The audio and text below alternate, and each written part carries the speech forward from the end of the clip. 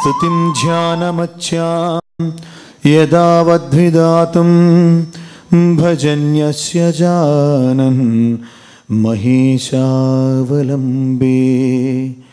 త్రసం తం శ్రుతం త్రాతుమగ్రే మృకండో రిమప్రాణనిర్వాపణం త్వత్పదాబ్ద్యం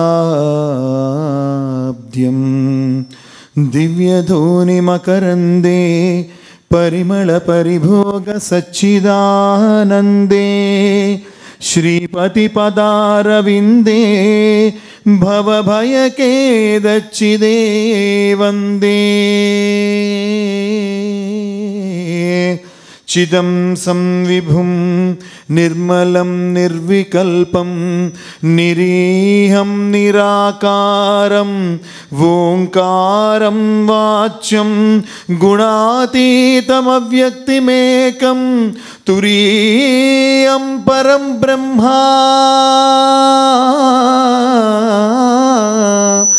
యం వేదా తస్మై నమస్తే పరం బ్రహ్మ యం వేదా తస్మై నమస్తే సాయి పరం బ్రహ్మ యం వేదా తస్మై నమస్తే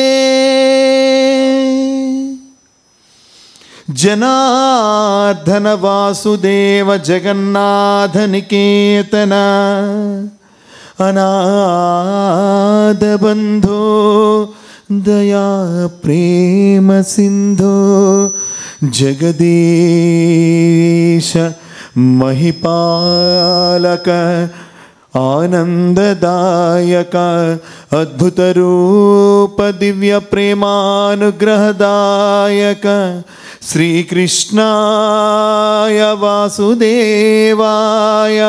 పర్తినివాస పాప విదూరాయ సత్యసాయి కృష్ణ పరబ్రహ్మణే నమః.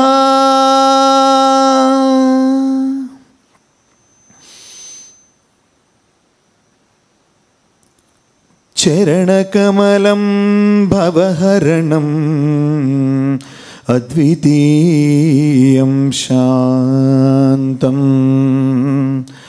వేదవ్యాసవ్యాఖ్యం వేదవ్యాసవ్యాఖ్యం పరీక్షిశ్రవణం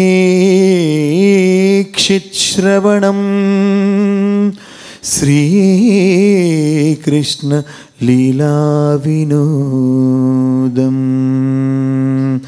భావయామి మనసా స్మరయామి వచసా అద్వితీయ పరబ్రహ్మ చైతన్యం సాయి కృష్ణం భజే భజే భజేహం.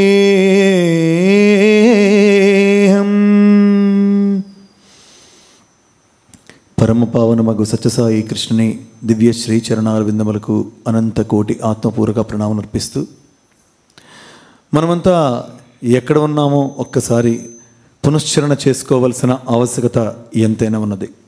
వ్యాస భగవానుల వారి యొక్క పాదాల మీద పడి పాపం బౌర్ను విలిపించాడు.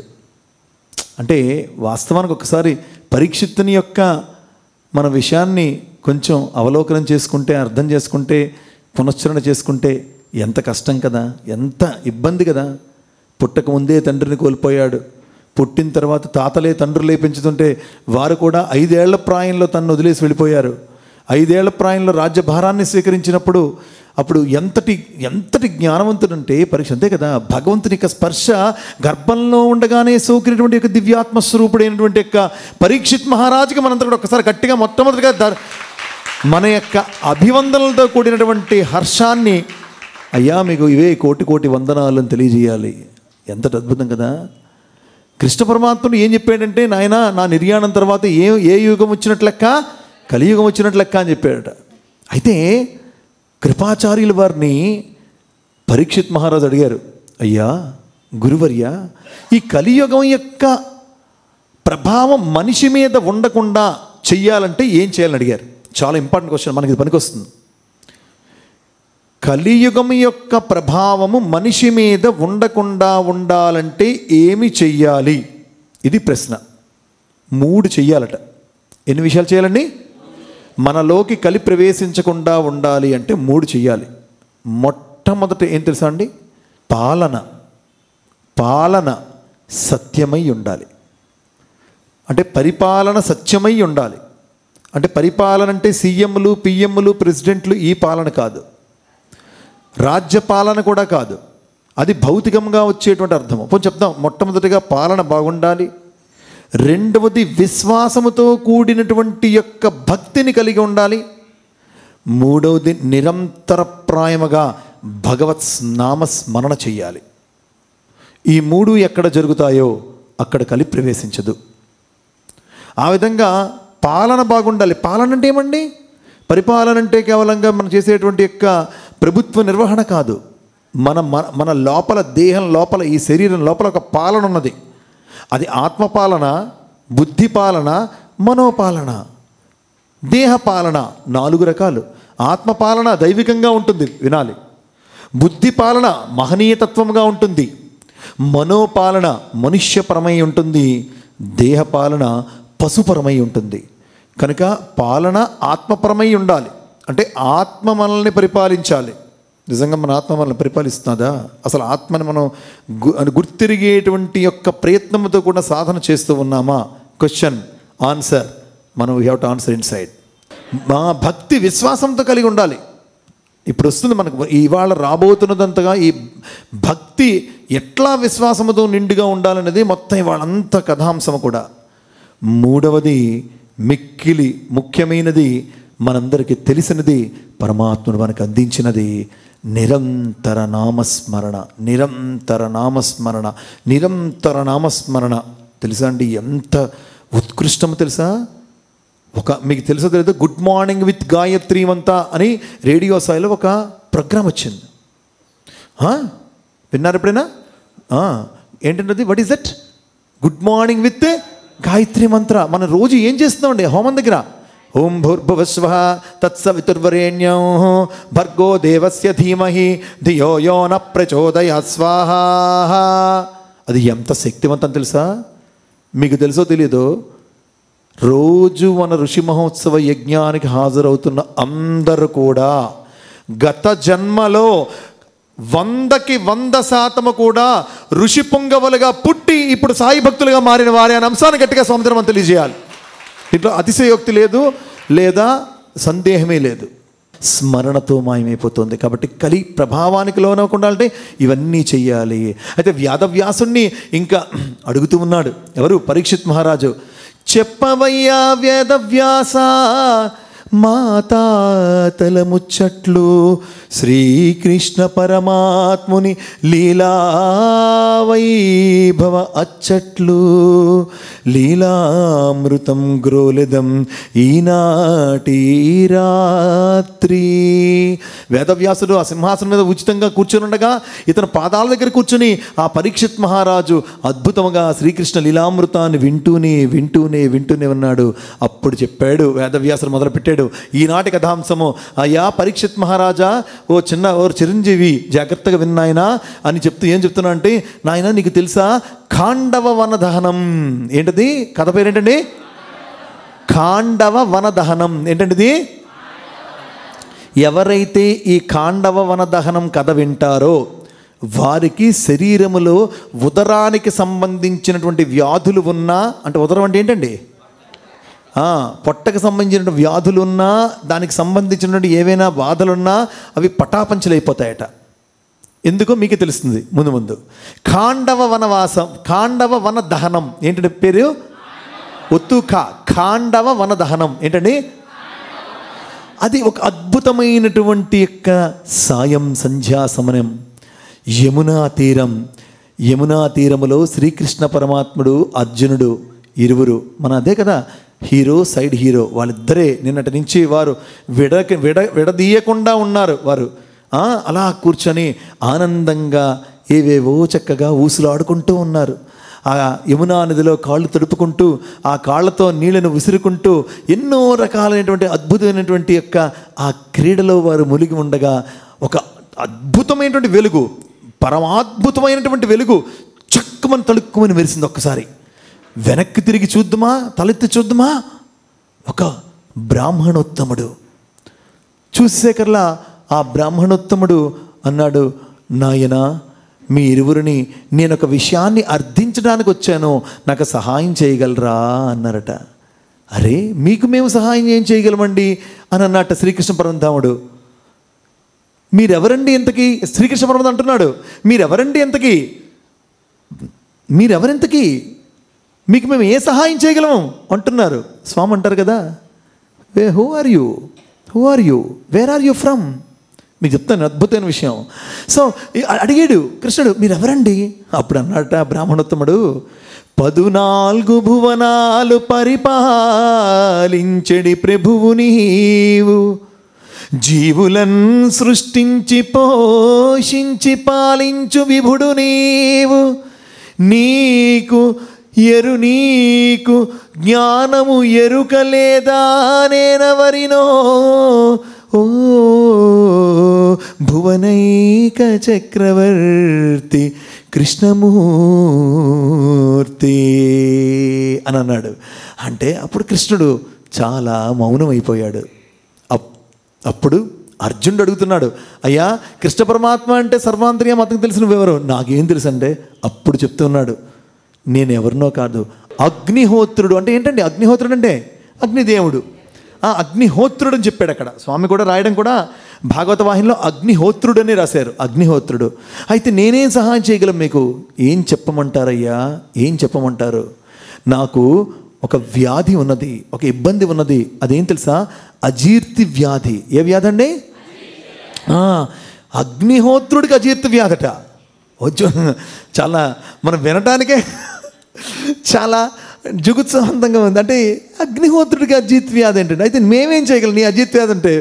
వెళ్ళి ఈనోవో ఏదో తాగయ్యా, లేకపోతే ఒక మంచి షర్బత్తో లేకపోతే సోడాతో అయితే నీకున్న గ్యాస్ట్రిక్ అయినా పోతుందేమో. ఓకే, అయితే అట్లా కాదయ్యా, ఈ నా వ్యాధి తగ్గాలంటే మీ ఇద్దరు సాయం చేయాలి అన్నట్ట. ఏ సాయం నేను మీకు చేయగలమని అడిగాడు వెంటనే. ఎవరు? అర్జునుడు అడిగాడు. ఏం లేదు నాన్న, నాకు కావలసింది ఖాండవం అనేటువంటి ఒక వనం ఉన్నది. ఆ వనంలో ఉండే ప్రతి ప్రాణిని, ప్రతి పుట్టని, ప్రతి చెట్టుని, ప్రతి మనిషిని, ఆ మొత్తాన్ని నేను తినగలిగితే అక్కడ ఒక ఔషధం ఉన్నది, అప్పుడు నాకున్న అజీర్తి వ్యాధి పోతుంది అన్నట్ట.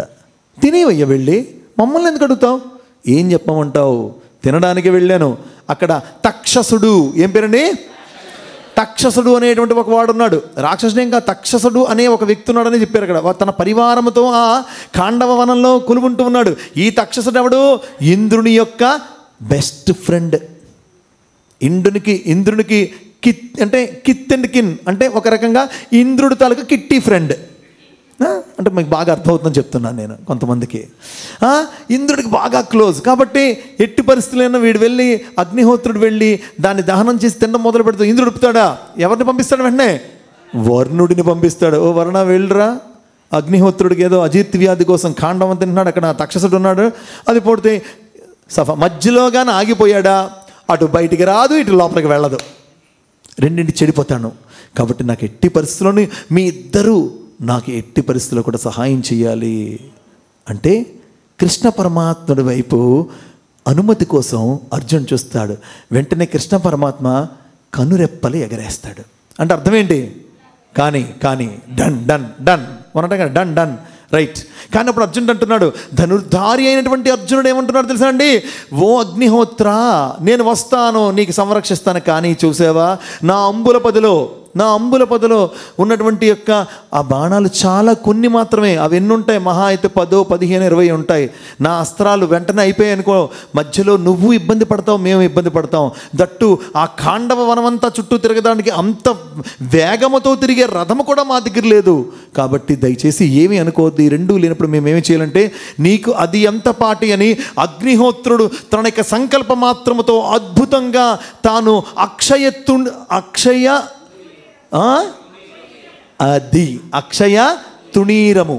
తుణీరము చెప్పండి, అదేంటది? అక్షయ దాన్ని సృష్టించిస్తాడు. దాంతోపాటు ఇంకేమిస్తాడు?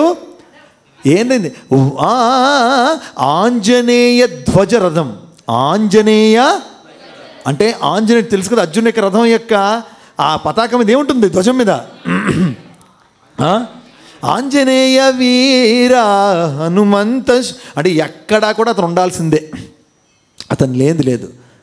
ఆ రెండు ఇస్తారు. అప్పుడు మొదలు పెడతారండి. అప్పుడు ఇతను వెళ్తాడు, మొదలు పెడతాడు. ఆ అగ్నిహోత్రుడు దాన్ని దహించి వేయడం మొదలు పెడతాడు. దీంట్లో ఒక ట్విస్ట్ ఏంటంటే, ఎక్కడా కూడా ఒక పాము కానీ, ఒక క్రిమి కానీ, ఒక కీటకం కానీ, ఒక జంతువు కానీ, ఒక మనిషి కానీ, ఒక చెట్టు కానీ, ఒక పుట్ట కానీ ఏది కూడా వనంలోంచి బయటికి పారిపోవడానికి లేదు. వస్తే వీళ్ళ డ్యూటీ ఏంటి? దాన్ని మళ్ళీ తిరిగి వనంలోకి పంపించడం వీళ్ళ యొక్క డ్యూటీ. చాలా జాగ్రత్తగా మనం దీనిలో ఆంతర్యం గ్రహించాల్సమండి. Very very very important. This is nothing but a recce rehearsal to Arjuna regarding the Kurukshetra war. తన కురుక్షేత్ర యుద్ధానికి సన్నద్ధం చేయటానికి శ్రీకృష్ణ పరమాత్ముడు అగ్నిహోత్రునితో కలిపి చేసేటువంటి జగన్నాటకమైనటువంటి విషయాన్ని, అంశాన్ని మనం గట్టిగా ఇక్కడ ఒక మారంతరం కూడా మనం తెలుసుకోవాలి. అయితే ఆ పాములు, ఆ జంతువులు పరిగెట్టొస్తుంటాయి. ఈ ధ్వజంతో ఫర్రమన వెళ్ళడం, ఆ రథంతో దాన్ని మళ్ళీ లోపల వేయడం, ఇట్లా చేశారు. ఇంతలో ఇంద్రుడు వచ్చాడు. కాలిపోతున్నాడు రా తక్షసుడు, ఇంద్ర కేకలేశాడు. ఈలోపు ఇంద్రుడు వచ్చాడు. వరుణదేవ అర్జునుడికి వెళ్ళు, వాన వర్షం, హోరున వాన, బోరున వాన. అప్పుడు అద్భుతమైన కవచంతో కూడినటువంటి అస్త్రాన్ని ప్రయోగిస్తే మొత్తం అంతా కూడా ఒక ఛత్రం మాదిరిగా ఏర్పడితే ఒక్క చినుకు కూడా పడకుండా అద్భుతముగా తను అడ్డుకోగలిగాడు. ఎవరు? అర్జునుడు. అంటే అర్జునికి తన శక్తి ఏమిటో అర్జునికి చూపిస్తే కానీ భవిష్యత్తులో తాను ఈ రాక్షసులని, వీళ్ళని దునిమేటువంటి, చంపేటువంటి, వాళ్ళని మట్టి కరిపించేటువంటి అవకాశం లేదనే అంశం కృష్ణ పరమాత్ముడికి ఎప్పుడు. కృష్ణుడు అందుకే ఏం ప్లాన్ అండి? Master plan. ఏం ప్లాన్ అండి? ఈలోపు ఇంద్రుడు వచ్చేట. ఎవడు? అర్జునుడు అని చూడగానే ఇంద్రుడు మరి ఏం చేయలేకపోయాడు. చెప్పమంటారా ఎందుకో? ఇంద్రుని యొక్క వరముతోనే పుట్టినటువంటి, వరప్రసాదంగా పుట్టినవాడే. అరే నా కొడుకు నేను చంపుకుంటానా నేమంటానా? కనుక ఇంద్రుడు ఆ రకంగా మనం చేసిన తర్వాత అద్భుతంగా వచ్చాడు. ఈలోపు ఏం చేశాడు తక్షసుడు?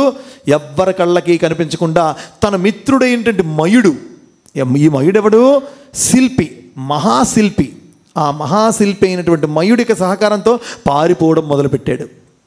పారిపోవడం మొదలు పెడితే మళ్ళా అప్పుడు శ్రీకృష్ణార్జునులు ఇద్దరు వెళ్ళి ఆ మయుడిని, తక్షసుడిని పట్టుకొని తక్షసుడిని ఆ ఖాండవ అగ్నిహోత్రములోకి విసిరి ఆ మయుడిని పట్టుకొని, నాయన నువ్వు చిక్కేవరా, నిన్ను కూడా విసిరేస్తానంటే అప్పుడు శరణుజొచ్చాడు అర్జునుడికి. నాయన నేను వాడి యొక్క మిత్రుడిని ఏదో వాడిని కాపాడమంటే వాడిని తీసుకెళ్దాని వచ్చాను, నేనేదో శిల్పాలు చెప్పుకున్న వాడిని, కాబట్టి నాకేం తెలియదురా నాయన, నన్ను విడిచిపెట్టుని శరణొచ్చితే నీకేది కాంటే నేను వరం ఇస్తాను అంటే ఏం చెప్తారా? నాకేం వద్దు, నా అన్నకి, నా ధర్మజుడికి ఒక అద్భుతమైనటువంటి భవనం కావాలి. నీకెందుకు?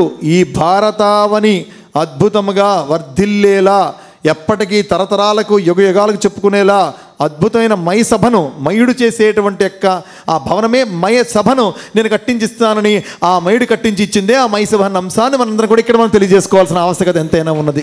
కృష్ణుడు ఎంతటి అద్భుతమైనటువంటి వ్యక్తి అంటే సేమ్ స్వామిలాగా, సేమ్ టు సేమ్ అంటాం కదా డైలాగు. ఇందాక అడిగాడుగా అగ్నిహోత్రుని, నువ్వెవరు అన్నాడు కదా. స్వామికి తెలీదా అండి?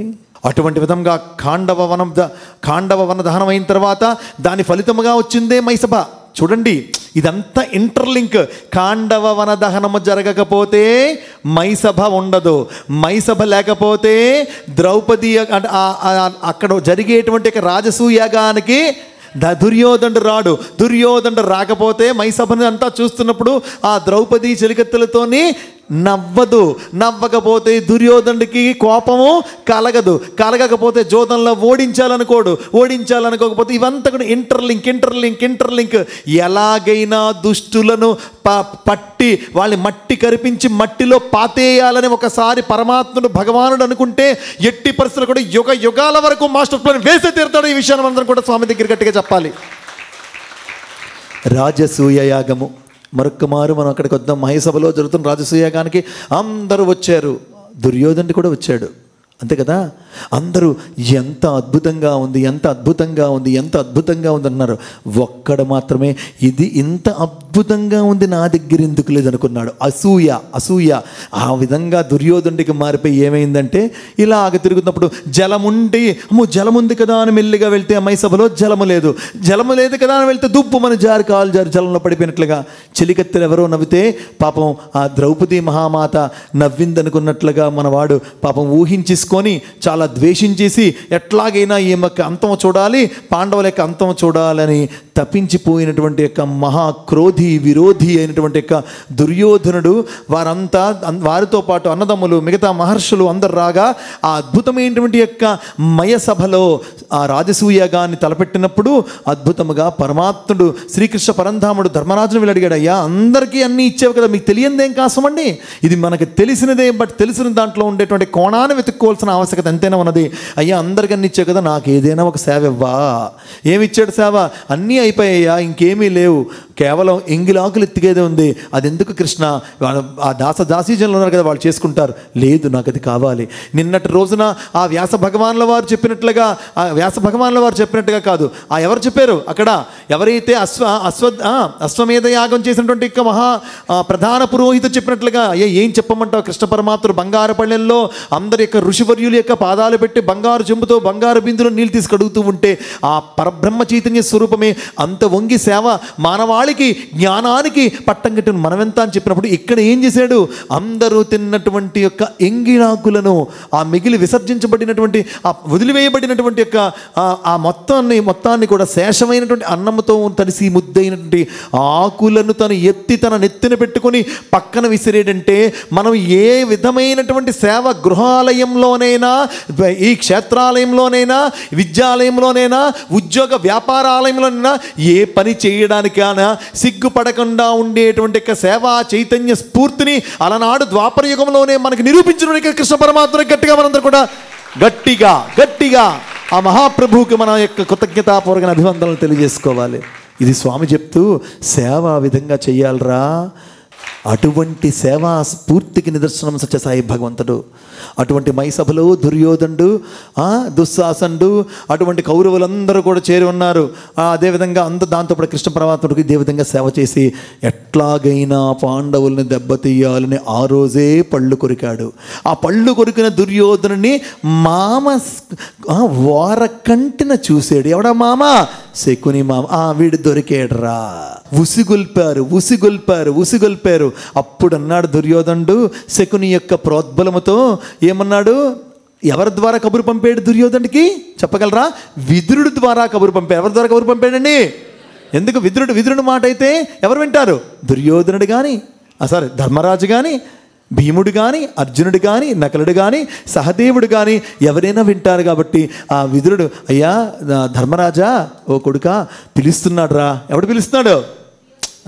దుర్యోధనుడు పిలుస్తున్నాడు. దేనికి పిలుస్తున్నాడు? జ్యోతసభకు రమ్మన్నాడు. జ్యోతసభకు మేము ఎప్పుడు రాలేదండి, ఆ గ్యాంప్లింగ్ మేము ఆడలేదండి. నో సరదాగా ఎన్నాళ్ళు ఎలా కొట్టుకుంటాం, సరదాగా ఆడుకుందాం రమ్మన్నాడు. సరదావే కదా అని వెళ్ళాడు. పాపం సరదావే కదా వెళ్తే సరదాగానే దించాడు. ఆ శకుని మాయాపాచికలతో ఆడడం మొదలు పెడితే మనందరికీ తెలిసిన అంశమే. పాపం ఒక్కొక్కటిగా అన్నిటినీ, రాజ్యాన్ని కోల్పోయాడు, గ్రామాలని కోల్పోయాడు, బంగారాన్ని కోల్పోయాడు, తనని కోల్పోయాడు, వాళ్ళని కూడా ఆఖరికి కట్టుకున్న భార్య అంటే ద్రౌపదిని కూడా పణంగా పెట్టేసేటువంటి యొక్క దాకా ఏముంది, సరదాగే కదా, పెట్టు ద్రౌపది, మీరు ఓడితే ద్రౌపది మా వంతు, లేకపోతే నువ్వు ఓడితే నీ రాజ్యం అవుతాయి, సరదాకే. ఏం చేశారండి? పోన్లే సరదాగా కదా అన్నారు కదా, వదల్లే. ఆ మహాసాధ్వీమణి, అపర సౌందర్య రాశి, అద్భుతమైనటువంటి యొక్క ఆ పాండవుల యొక్క పట్టపురాణి ఆ ద్రౌపదీమాతని చేరపట్టి తెచ్చారు, మహాసభలోకి తెచ్చి అక్కడ ఉన్నటువంటి యొక్క భీష్మ ద్రోణాది అద్భుతమైనటువంటి వ్యక్తిత్వం గల దివ్యత్వం గల వ్యక్తులందరూ కూడా తలదించుకుని ఆడడం మొదలుపెట్టారు. ఇక్కడ నేను ఒక విషయం చెప్తున్నాను, ఈ మధ్యన ఎక్కడో చదివాను, అందరూ తెలిసే ఉంటుంది లేదు, ఆ ద్రౌపది యొక్క అత్యున్నతమైనటువంటి దివ్యత్వం కూడినటువంటి మూర్తిమత్వంతో కూడిన ఆ మహాసాధ్వీమణి యొక్క ఆ మానాన్ని వారు చిన్నాభిన్నం చేయడానికి ప్రయత్నిస్తూ ఉంటే కనీసం నోరు ఎత్తి పెదవి విప్పి ఒక్క పలుకు పలకలేదే భీష్ముడు కానీ, ద్రోణాచార్యులు కానీ, ధృతరాష్ట్రుడు కానీ ఎవ్వరు పలకలేదే. ధర్మరాజు మాత్రం ఎలా ఉన్నాడు తెలుసా అండి? శాంతంగా ఉన్నాడు. ఎలా ఉన్నాడండి? భీముడు ఏం చేస్తున్నాడు తెలుసా అండి? గదని పిసుకుతున్నాడు. ధర్మరాజా వదులు అంటున్నాడు. అర్జునుడు గాంధీవం పాముతున్నాడు. నకుల సహదేవుల ఖడ్గాన్ని బయటకు తీయబోతున్నారు. ధర్మరాజు మాత్రం శాంతంగా ఉన్నాడు. ఆ మహాసాధ్వీమణి అంటోంది ద్రౌపదీ మాత, ఈ సభలో ఇంతమంది అద్భుతమైనటువంటి అత్యున్నతమైనటువంటి ప్రామాణిత కలిగినటువంటి ఎంతో విలువలు కలిగినటువంటి వ్యక్తుల నుండి కూడా ఒక ఆడదాన్ని ఇంతమంది మగవారి మధ్యలో నిల్చోబెట్టి అవహేళన చేస్తూ ఉంటే, నోటికొచ్చినట్టు మాట్లాడుతుంటే, ఏదేదో ప్రలాపనలు గావిస్తూ ఉంటే మాట్లాడరా అంటే తల కిందకు దించుకొని ఏడుస్తున్నారట. ఎవరెవరు? భీష్ముడు, ద్రోణాచార్యుడు. అలా ఎప్పుడు ఉండకూడదు. దానికి మూల్యం చెల్లించుకున్నారు కదా ఇద్దరు. The world is not suffering a lot with the violence of bad people, rather it is suffering a lot with the silence of good people. చెడ్డవారి యొక్క హింస కంటే మంచివారి యొక్క మౌనంతో ఎక్కువ బాధపడుతుంది ఈ ప్రపంచం. కాబట్టి మనందరం కూడా మంచివారమైన వాడు ఇది తప్పు అని తెలిసినప్పుడు ఇది తప్పు అని చెప్పాలి. ఒకరికి ఒక అన్యాయం జరుగుతున్నప్పుడు ఇది అన్యాయం అని చెప్పగలగాలి. ఇక్కడ లాలూచీలు లేవు. ఏమైందండి? ఎన్నాళ్ళు ఉన్నాడండి భీష్ముడు అంపసైన్యం మీద? మానవుడు అన్నవాడు ఎవడైనా ఉంటాడండి? రక్తం కారిపోతూ బాణాల యొక్క మంచం మీద, అంపసైనం మీద ఎన్నాళ్ళు ఉన్నాడండి? ఎన్నో రోజులు. Let us not count. ఇంకా ఎక్కువమ్మా, ఇంకా చాలా రోజులు. I'm not sure of that. నాకు మీ అంత జ్ఞానం లేదు, కౌంట్ లేదు. కాబట్టి ద్రోణాచార్యులు ఎలా చచ్చాడని అంటాను నేను. అంతటి పాండితోత్తముడు, అంతటి గురుతుల్యుడు, అంతటి ఒక స్త్రీమూర్తికి జరుగుతున్న అవమానానికి ఏం మాట్లాడ్డా? ఎంత ఘోరము, ఎంత అన్యాయము అయిన విషయం కాదా? పాపం ఆమె యొక్క చీరను, ఆమె యొక్క వలువ అంటారు, ఆ వలువను వలవమని చెప్తే దుశ్శాసనం మొదలుపెట్టాడు. ఎంత రోధించింది మహాసాధ్యమని. నిజంగా స్వామి భాగవత వాహినిలో రాస్తూ ఉంటే ఆమె ద్రౌపది యొక్క కన్నీటి వెంబడి కారేటువంటి కంటి ధారట, ఆమె యొక్క కంటికి రాయబడి ఉన్నటువంటి యొక్క ఆ కాటుక, ఆ నల్లధనం అనేటువంటిది దారాలుగా, ఛాయలుగా కిందకి జాలువారి తన చుట్టూ వలయాన్ని ఏర్పాటు చేసినట్టు, బ్లాక్ వలయాన్ని. అది ఎంత అద్భుతంగా స్వామి వర్ణించారంటే, ఒక స్త్రీమూర్తి యొక్క అంతరంగంలో ఉండేటువంటి వేదన, ఆందోళన, బాధ, దుఃఖము, ఇంతటి అవమానము నిజంగా అతను పరమాత్ముడు కాబట్టి మాత్రమే రాయగలిగిన పరమంధాముడైనటువంటి సత్యసాయి భగవంతుడికి ఒక్కసారి మనందరం కూడా గట్టిగా కృతజ్ఞతలు తెలియజేసుకుందాం. ఒక చేత్తో కొంగును పట్టుకుంది. అయ్యా ధర్మజ, ఫస్ట్ ఎవరిని పిలిచింది? ధర్మరాజుని పిలిచింది. అయ్యా ధర్మజ, ఓ పతివర్య, చూడు ఏం చేస్తున్నాడు. ఎలా ఉన్నాడండి? శాంతం. ఓ భీమదేవా, భీమసేన ఏం చేస్తున్నాడు? కథ పిసుకుతున్నాడు. ఎందుకు భీముడు కదలలేకపోతున్నాడు? అన్న ఆజ్ఞ లేనిదే కదలడానికి లేదు. అర్జునుడు, ఓ అర్జున, పలకట్లేదు. పాపం ఏడుస్తున్నవారు, నకులుడు సహదేవుడు ఏడుస్తున్నారు. అర్జునుడైతే గాంధీవం తీయబోతున్నాడు. మళ్ళా శాంతంగా ఉన్న అన్నను చూశాడు. అరే ఏమండిది? భీష్మ పితామహ, అయ్యా ద్రోణాచార్య, ఓ ధృతరాష్ట్ర, మహాప్రభో మీరైనా రక్షించండి అంటే ఎవ్వరు ఒక్కరు ఉలుకు లేదు, పలుకు లేదు, మెదల లేదు, కదల లేదు. ఆ దుశ్శాసనుడి యొక్క దుస్సాహసానికి ఎవరు ఎదురు చెప్పేవాడే లేకుండా పోయాడు. ఒక చేత్తో కొంగు పట్టుకుంది, ఇంకో చేత్తో చేతి అప్పుడు మొదలుపెట్టి. ఇంకెవరు లేరు కదా, మిగిలి ఉంది ఒకడే, శ్రీకృష్ణ పరబ్రహ్మ చైతన్య అద్వితీయ దీన శరణ్య మధురవాసి మధురవాసి వైకుంఠవాసి రావయ్య బ్రోవవయ్య ఈ దీనురాలిని రక్షించు. రాలే, నో. రెండవ చేతిని కూడా మరి ఇంకా తాడిల్ల లేక వదిలిపెట్టి అప్పుడు ఓ హృదయవాసి కృష్ణ కృష్ణ కృష్ణ కృష్ణ కృష్ణ కృష్ణ కృష్ణాయంచు తృష్ణతోడవగచే. దాహం దాహం దాహం. కృష్ణ నువ్వు నీవే తప్ప ఇతప్పరంబెరుగా, నీవే తప్ప ఇతప్పరంబెరుగా. అక్కడెక్కడో గజేంద్రుడు కాదు, ఇక్కడ ద్రౌపది రూపంలో మనం కూడా ఈ చేత్తో ఏదో జరిగిపోతుంది, ఆ చేత్తో ఏదో జరిగిపోతుంది, అలవాటు ఇచ్చేస్తాను. No, nothing doing. Sai Sai Sai Sai Sai Swami Swami Swami Swami Swami అంటున్న కొద్ది ఏమి ఏమి ఏమి ఏమి ఏమి అంటూ పలుకుతూ. అందుకే కదా ఎష్యూరెన్స్ ఈ ప్రపంచంలో ఏ పరమాత్ముడు ఏ భగవంతుడు ఇవ్వనటువంటి ఎష్యూరెన్స్ సత్యసాయి భగవంతుడు భక్తులకు వరదాయకం అందించాడు. నీ ఇంట, నీ వెంట, నీ జంట, నీ కంట నే తోడుంటా. ఇది చెప్పగలిగిన భగవంతుడు ఈ భూ ప్రపంచం మీద ఉద్భవించలేదు. ఇది చెప్పగలిగిన భగవంతుడు ఈ భూ ప్రపంచం మీద ఉద్భవించలేదు. ఎన్ని అవతారాలైనా పరిపూర్ణ అవతారాలు కాదు. సత్యసాయి అవతారం పరిపూర్ణ అవతారం, దీంట్లో ఢోకావే లేదు. ఎవరైనా ఈ ముఖత అదే నా నోటంబడి సొంపలి అనిపిస్తున్నమాట. అప్పుడు వదిలేసింది. ఎప్పుడు హృదయవాసి అన్నాడు అప్పుడు అగోచరముగా అక్కడ ఎవ్వరికి కనిపించకపోయినా ఆ అద్భుతమైన దర్శనం, కృష్ణ దర్శనం నిదర్శనముగా ఆ ద్రౌపదీ మాతకు విరాట్ స్వరూపముగా వచ్చి ఆ అక్షయ వలువలను ప్రసాదిస్తే లాగి లాగి లాగి లాగి లాగి లాగి లాగి లాగి లాగి లాగి లాగి లాగి సొమ్మసిల్లి దుశ్శాసనుడు పడిపోయాడు తప్ప ఆ మహాసాధ్వీమణి యొక్క ఆ వలువైనటువంటి ఆ చీరని ఒక్క ఇంచు కూడా పక్కకి తప్పించలేకపోయిన అంశాన్ని దైవశక్తికి నిదర్శనంగా ఈనాటి కలియుగం వరకు అలాంటి ద్వాపరయుగం నుండి భక్తులు ఇలాగే చప్పట్లు కొడుతూ ఉన్నారు. అదే కృష్ణతత్వం యొక్క అద్భుతమైనటువంటి యొక్క ఆ వైభవం, ఆ వైభవం, ఆ వైభవం. ఇక్కడ మనం తెలుసుకోవాల్సిన రెండు గొప్ప కథల్ని స్వామి చెప్పే రహస్యాలు ఇవి.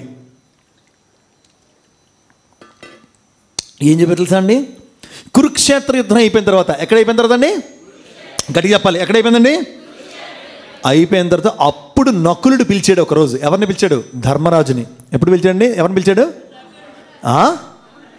నకులుడు ఎవరిని పిలిచాడు? అన్నా నిన్నొకటి అడగచ్చా అని అడిగాడు. అడుగు సోదరా, నువ్వేదని అడగచ్చు అన్నట్టు. అంటే అన్నా ఆ రోజు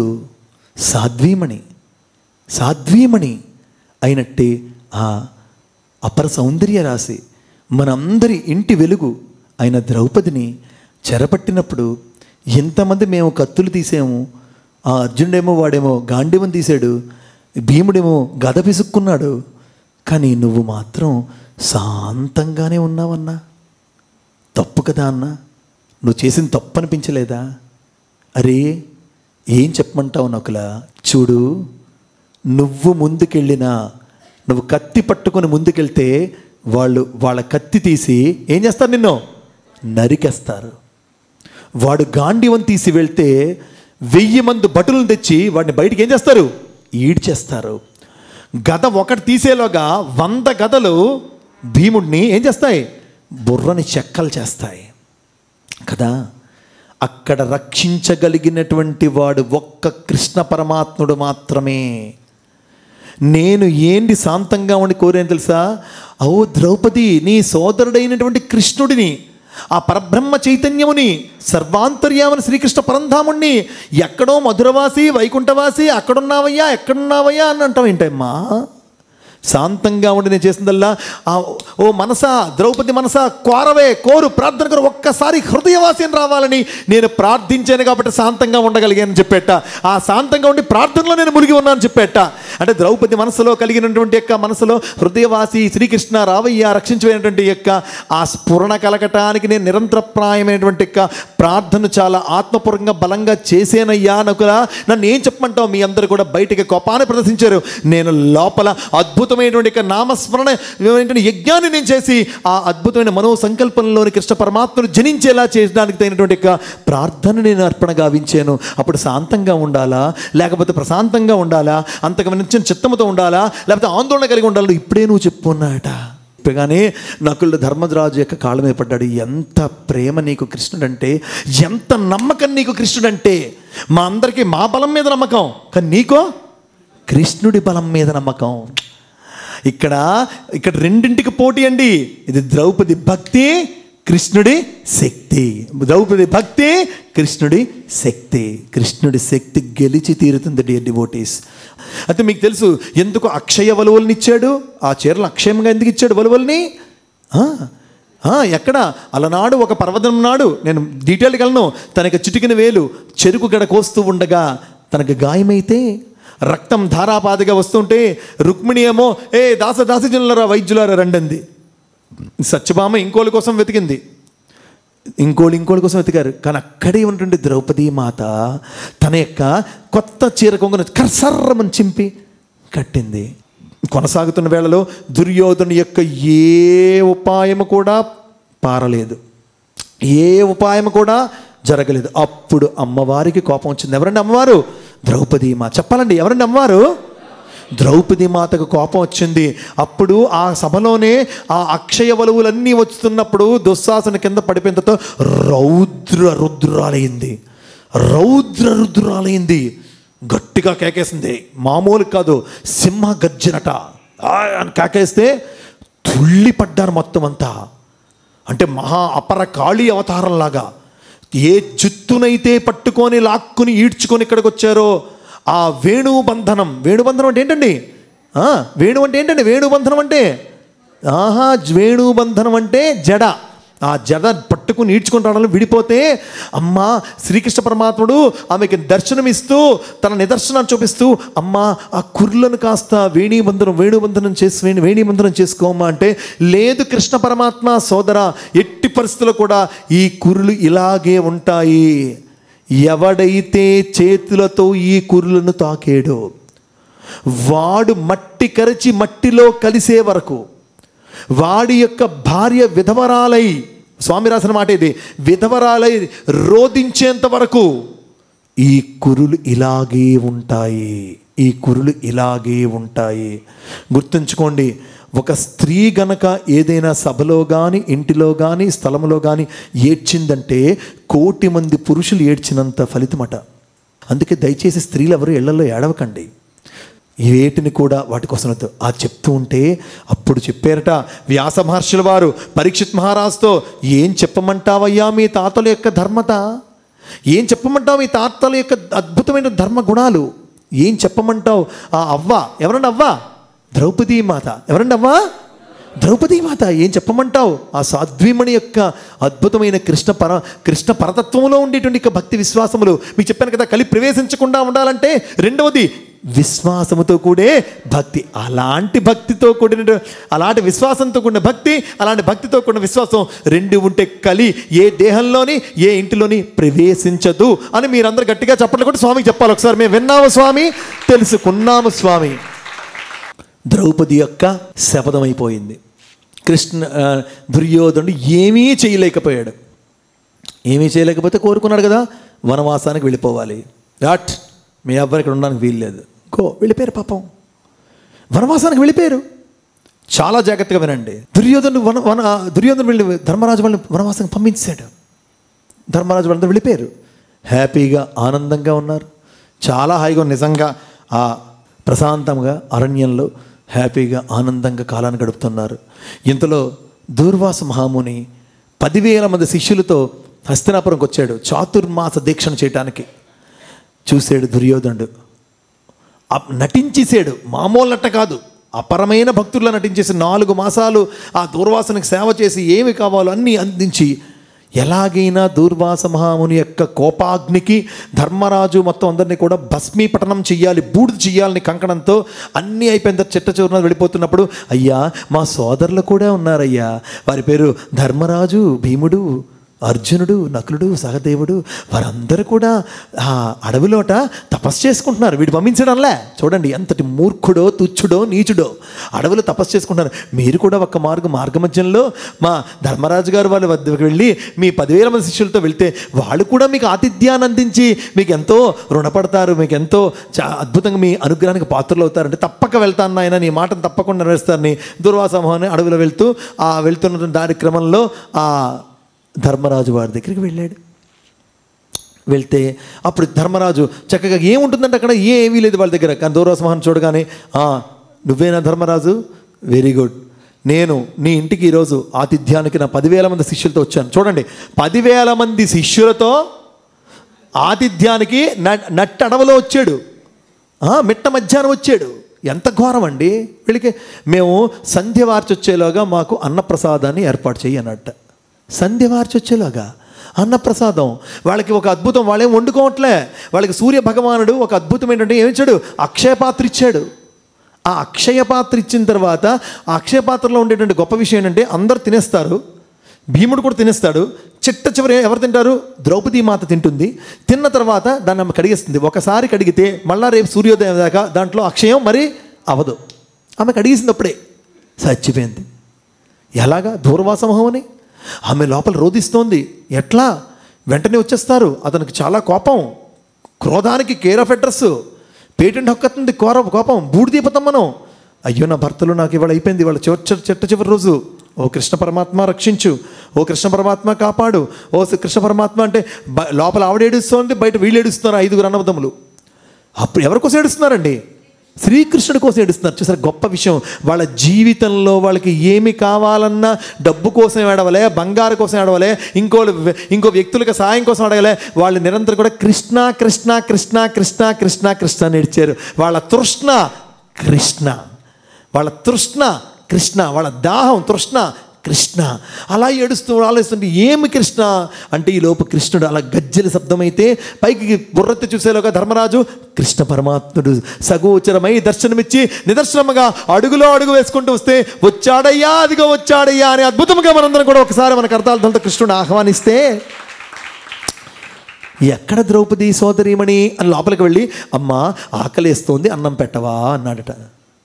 కృష్ణుడు ఆకలేస్తుంది అన్నం పెట్ట, అయ్యా మీరు ఎంతటి చలోక్తులు ఇప్పుడు వేయచ్చా? ఏడుస్తూ ఉన్నాము, వారెవరికి అన్నం పెడతాం, వాడికి ఎట్లా అన్నం పెడతాం? ధాన్యం గింజలు అంటే మీరు అడుగుతారండి, నాకు అన్నము పెడతావా పెట్టవా, నా కడుపు నింపుతావా నింపవా చెప్పు అన్నట. లేదు కృష్ణ, నా దగ్గర ఏమీ లేదు, అక్షయ పాత్ర కూడా చూడు తోమేసి పెట్టేసి తెచ్చి చూపించిందట, నాకు అన్నం పెడతావా పెట్టవా. అప్పుడు అన్నట్ట ఒక చిన్న ఆకు మొక్క ఆ యొక్క అక్షయ పాత్ర కంఠం దగ్గర ఆ మడతలో ఉందట. ఇదిగో ఈ ఆకు ఉన్నది కదా, ఇదే నాకు ఆహారం అని చిన్న మొక్క తీసి నాలుక పైన పెట్టుకొని తదాస్తు అన్నాడు. అంతే. ఎక్కడైతే సంధ్య వారుస్తూ ఉన్నారో ఆ నదీ ఒడ్డున, నదీ తీరంలో అందరూ బేరుమని తేంచారు. ట్రూత్. దేవుడు అనుకుంటే, స్వామి అనుకుంటే జరగనిది ఈ ప్రపంచంలో ఏమీ లేదు. అప్పుడు అంటున్నారట కదా, అమ్మా నా కడుపు నిండిందన్నట్ట. ఇక్కడ కృష్ణుడు ఎప్పుడు నా కడుపు నిండింది అన్నాడో అప్పుడు సంజవార్చి రాగానే శిష్యులంతా, అయ్యా మునివర్య, మరివే ఇప్పుడు ధర్మరాజు పెట్టే ఆతిథ్యాన్ని ఒక్క మెతుకు కూడా స్వీకరించలేం, మా కడుపులన్నీ కూడా నిండి ఉన్నాయి, ఏమో పూర్తిగా అన్నం తిన్న మాదిరిగా ఉండి మనం అందరం కూడా వెళ్ళిపోదాం పదం, ఇప్పుడు మేము తినేటువంటి పరిస్థితుల్లో కూడా లేమంటే దూర్వాస మహాముని కూడా వెంటనే బేరుమని తెంచాడు. అతను కూడా ఇప్పుడు మరి ఇంకెందుకు పదండి వెళ్ళిపోదాం అనేసి వెళ్ళిపోతున్నట. భీముడు కృష్ణుడు అన్నట్ట, భీమా వెళ్ళరా, వెళ్ళి పిలుచుకునిరా, వాళ్ళకి కావాలి కదా అంటే. అప్పుడు భీముడు పరిగెట్టి వెళ్తుంటే దుర్వాసుడు వెళ్తున్నాడు, ఆగండి ఆగండి ఆగండి అన్నాడు. ఇంకెక్కడ అప్పుడు వెళ్ళాడు. అయ్యా రండి, ఆతిథ్యాన్ని స్వీకరించండి, అన్నప్రసాదం సిద్ధంగా ఉంది. అయ్యా మరి ఏమీ అనుకోవద్దు, ఒక్క మెతుకును కూడా లోపల వేసుకునే ఖాళీ జాగా లోపల లేదు, మరొక్క మారు వచ్చి మీ ఆతిథ్యాన్ని స్వీకరిస్తాం అంటూ దూర్వాస మహాముని ఏమన్నాడు తెలుసండి? ఇది చూడండి, ఏ నోటంట శబాష్ దుర్యోధన, నువ్వు నాకు బాగా సపర్యలు చేసేవని వాడికి కుటిల బుద్ధి తెలియకుండానే దూర్వాస మహాముని అక్కడ శబాష్ అన్నాడు. అదే దూర్వాస మహాముని యొక్క నోటి వెంబడి కృష్ణుడు పలికింపజేస్తున్నాడు భీముడి దగ్గర. ఏమన్నా తెలుసా?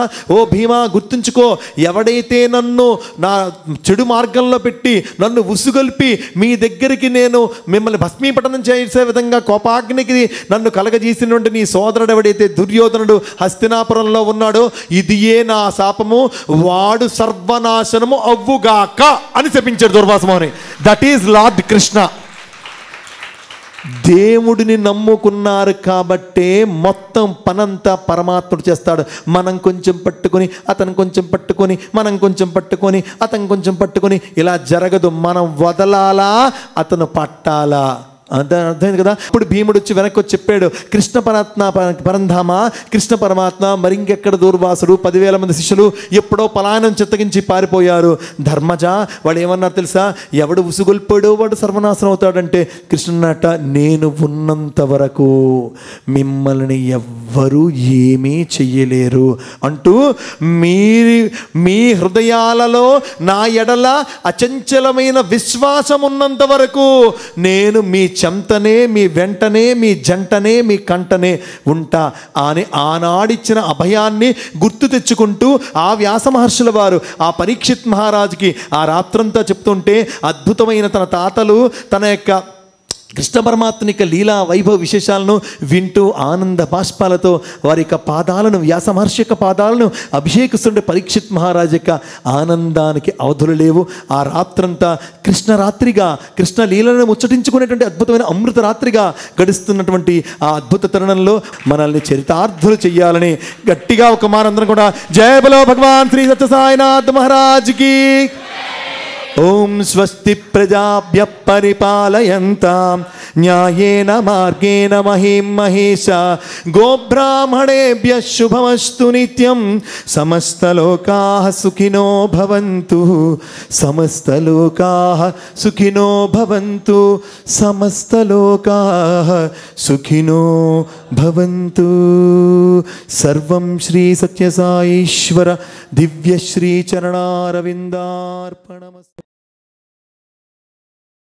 Like this video, share this video and subscribe to Lhasa Foundation YouTube channel and click on the bell icon for notifications. Do write your valuable comments and suggestions in the comment box and ask for more new videos on which subjects you want. Support Lhasa Mission.